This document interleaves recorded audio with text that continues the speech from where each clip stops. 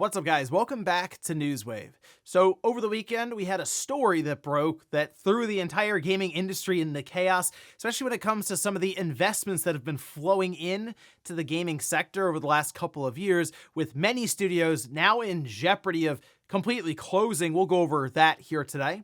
Also, we are going to be talking about a series of remasters, a collection that's been long rumored, but now it seems like, based on another report, that we could be getting closer and closer to that reveal. And we also have Microsoft once again talking about AI in gaming, and I gotta say, it's starting to sound a bit like the 4 exclusives that, well, became many, many more later on. So if you guys enjoy these videos, make sure you hit that like button, helps out a ton. And if new here to the Spawn Wave channel, make sure you subscribe down below. And of course, members for the channel do get Newswave early. If you would like to learn more about that, click the join button down below. And we're gonna start today with that Xbox Series controller from a while ago and those FTC documents that was next to that Brooklyn revision, the adorably all digital. The controller, though, was codenamed Serbile, and it was actually looked pretty good. Like, I know the adorably all digital caught a lot of headlines, but the controller was one that I was hoping would get announced and released pretty quickly. Like, I was thinking we might already have it, but now it seems like we could actually be getting closer to its release because files referencing it are starting to show up in Xcloud. Different updates that are taking place, and this was pointed out by X's1S over on their social media account. And in this, they did reiterate that those files were found by data miners, and even pointed out some of the features, which includes improved haptics, similar to the DualSense, goodbye to batteries, now with a rechargeable battery, gesture to wake up the controller.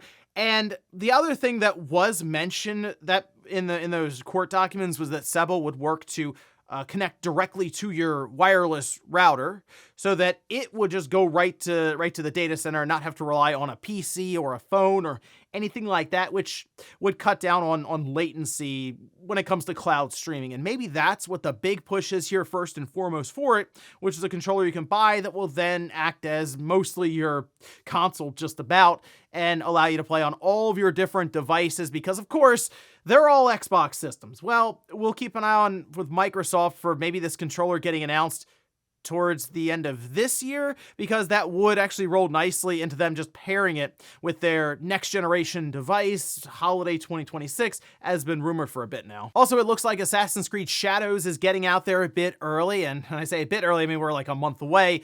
But it seems that some are already playing it because they got a hold of the disc itself. Now, over on Reddit, there's an entire thread that's getting updated as some of these impressions are being shown, and even some images that were shown as proof of like the disc itself, and even some screenshots that are coming from these gameplay clips. Now, I want to point this out, obviously, because spoilers are going to be inbound, and this seems like a game that I'm sure people are going to enjoy, we'll say, spoiling and sharing stuff. And yeah, it's definitely spurs up a lot of conversation, Assassin's Creed Shadows does on social media. So I just wanted to put that out there because I know there are many people who are just excited about Assassin's Creed in general, and Shadows being the latest big entry from Ubisoft, and the fact that they've taken more time to polish the game. I mean, I'll say this, the person who seems to be playing it, just according to some of the summaries, seems to be enjoying it. So this would be before any major day one patch, as I feel like the version they're playing now off the disc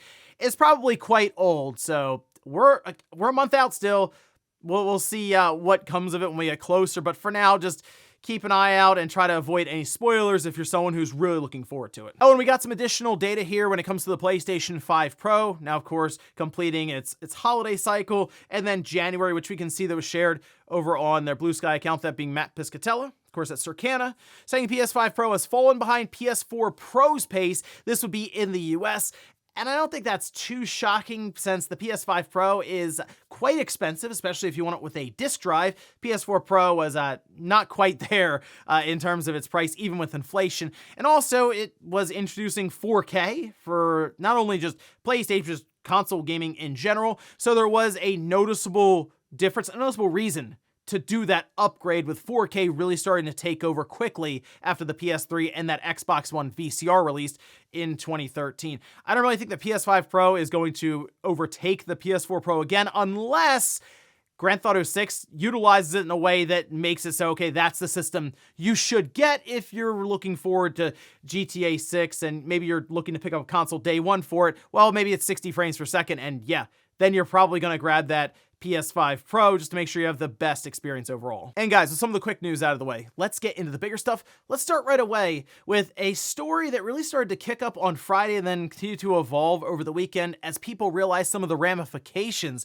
that came with Netease looking to just kind of divest and get away from a lot of the investments that they've been making overseas away from China. Now, they have studios, of course, in China that are local to them, like Marvel Rivals, for example. The studio is located there in China. We talked about how they had laid off the US branch, and it was like 6 or 7 people, but it was an entire studio that helped to build Marvel Rivals and get it out the door ready for launch.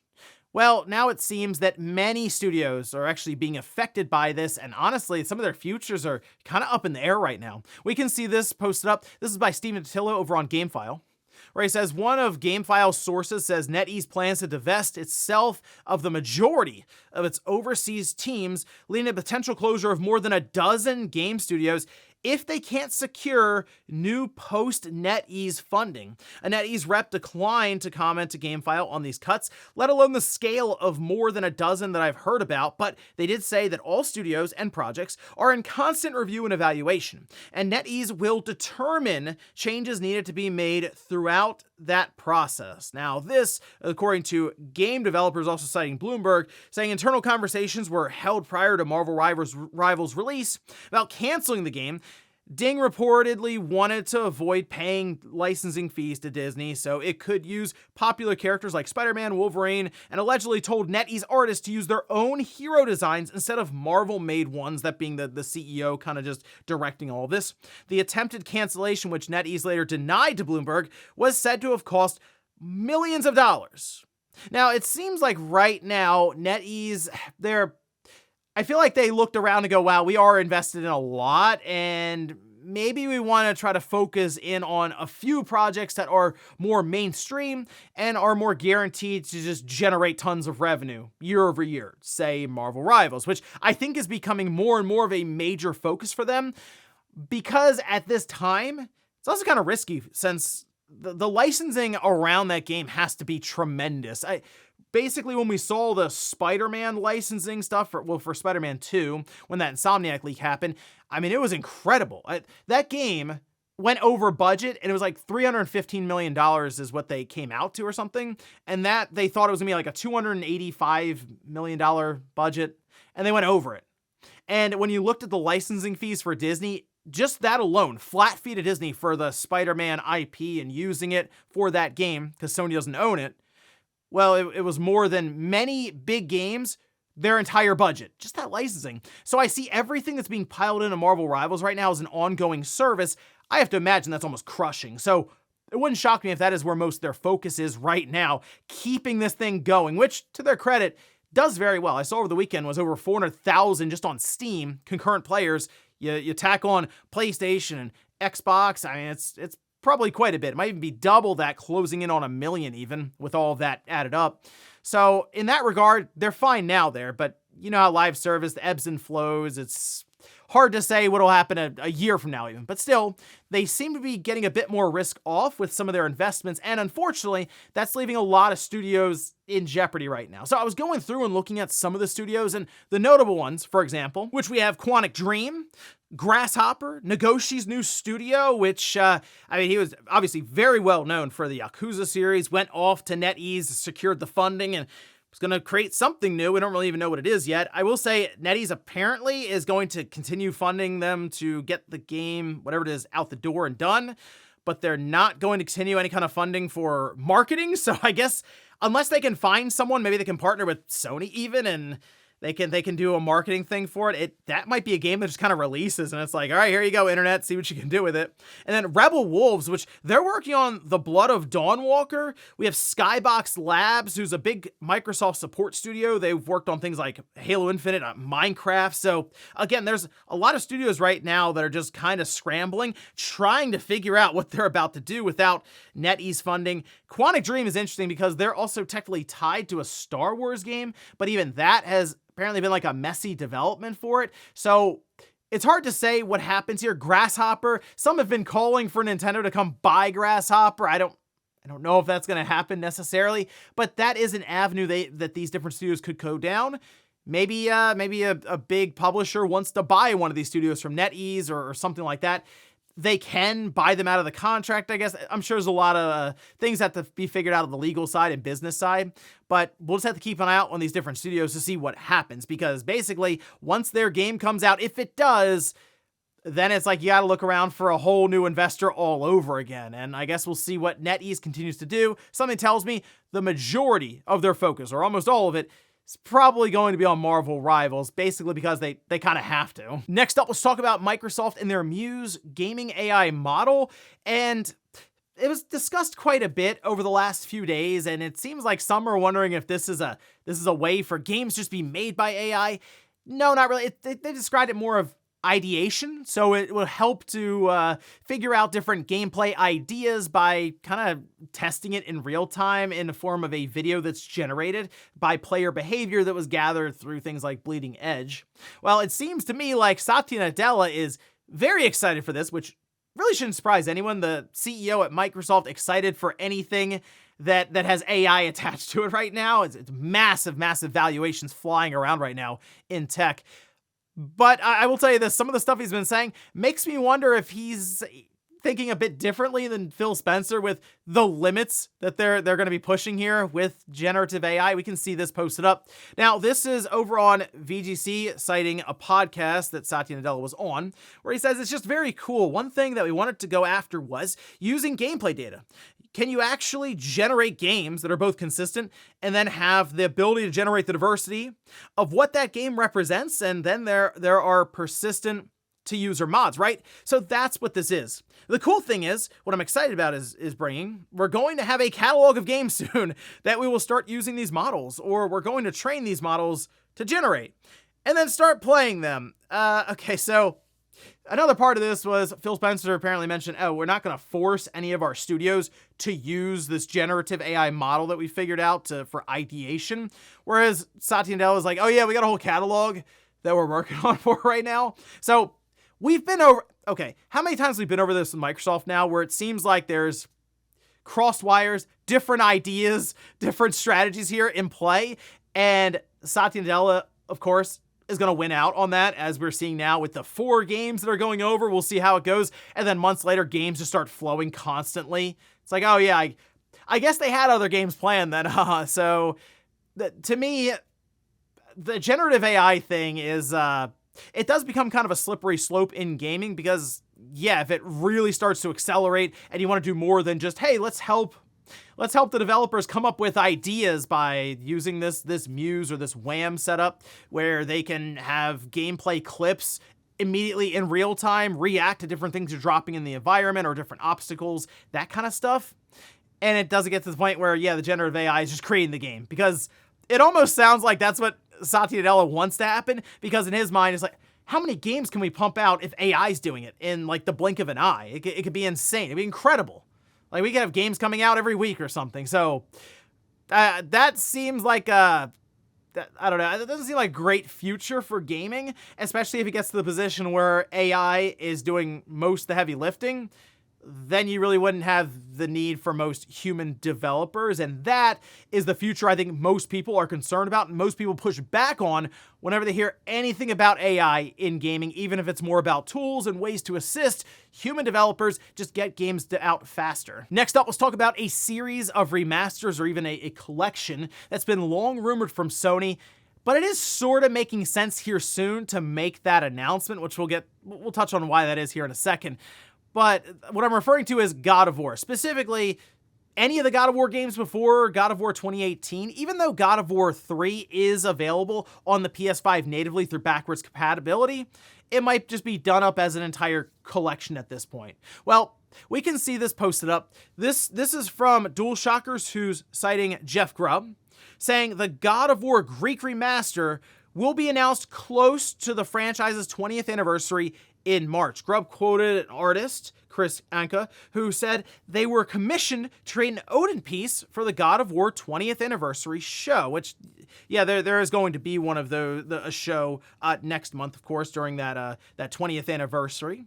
And it is interesting to think that God of War would turn 20. it's one of those things where it just makes you feel old, right? Like, you think back to the PS2 when that first came out. It was an incredible release. It really was. It was one of those wow moments in gaming. And then you have 2, which was really incredible, 3, and so on. And even then with 2018 kind of like redefining the God of War franchise, the gameplay, just really flipping the entire thing on its head. Also very, very impressive there.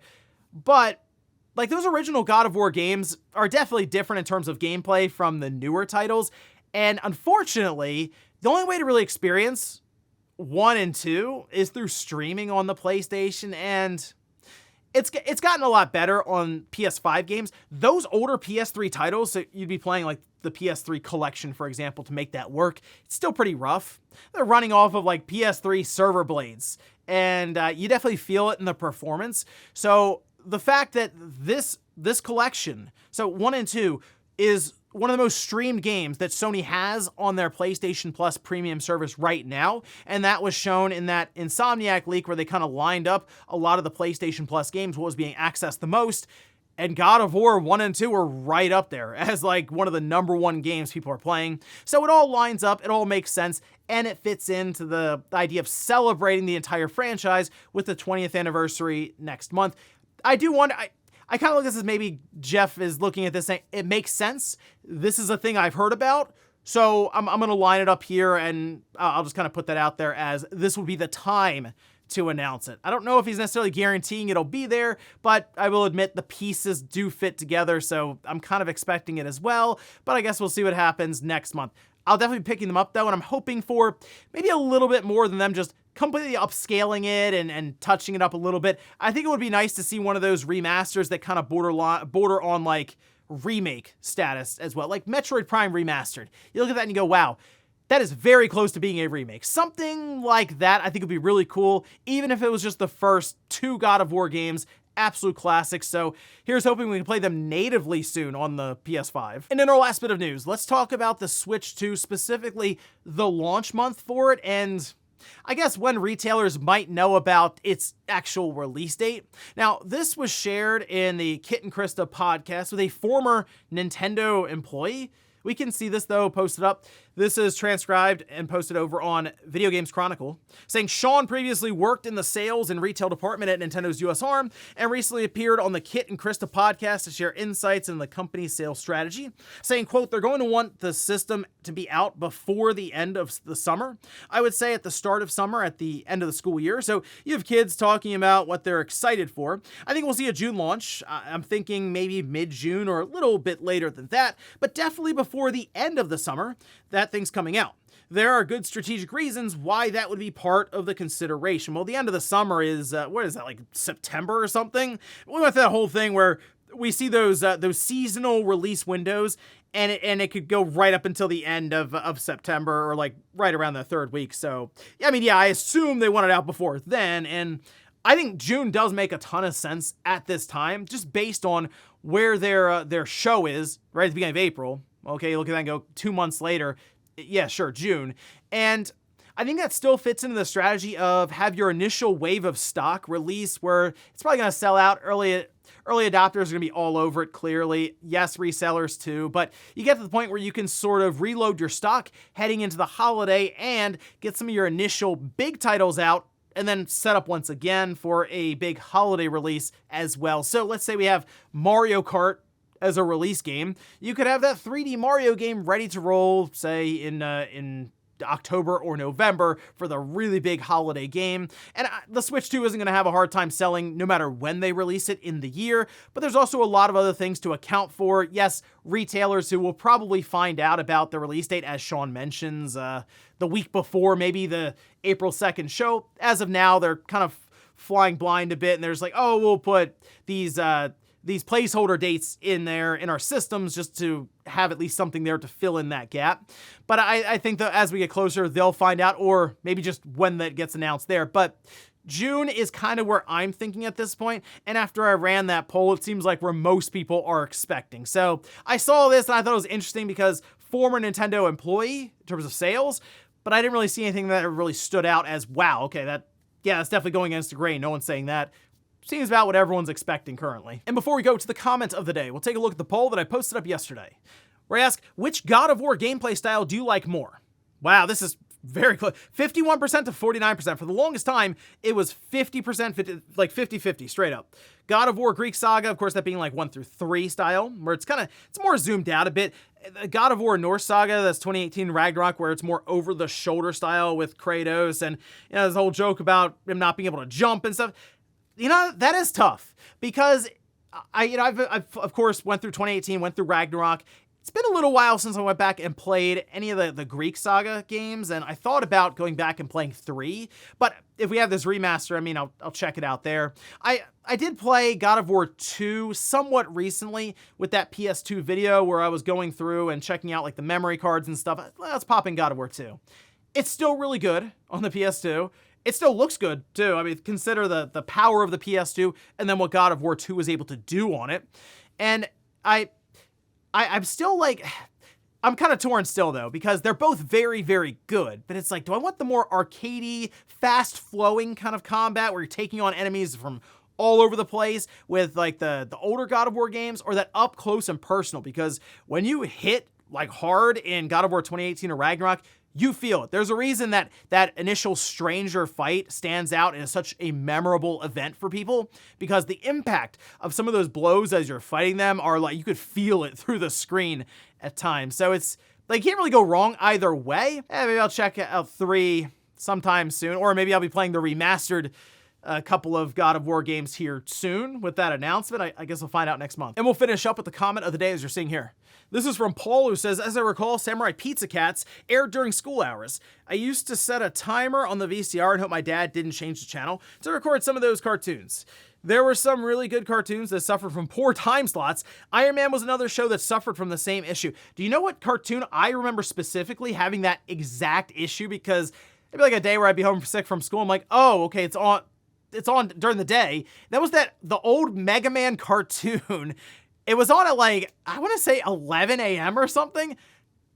None of the kids are gonna watch that. We're all at school. But yeah, setting a timer on the VCR, that's taking it back.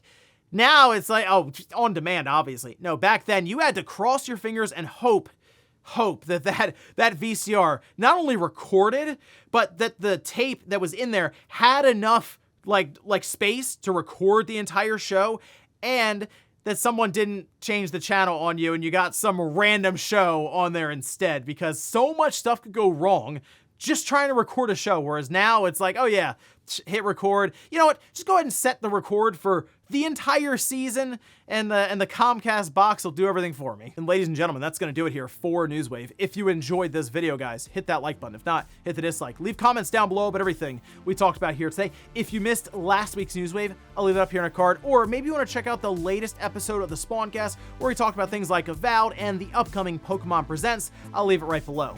Thanks guys for watching, and I'll see you next time.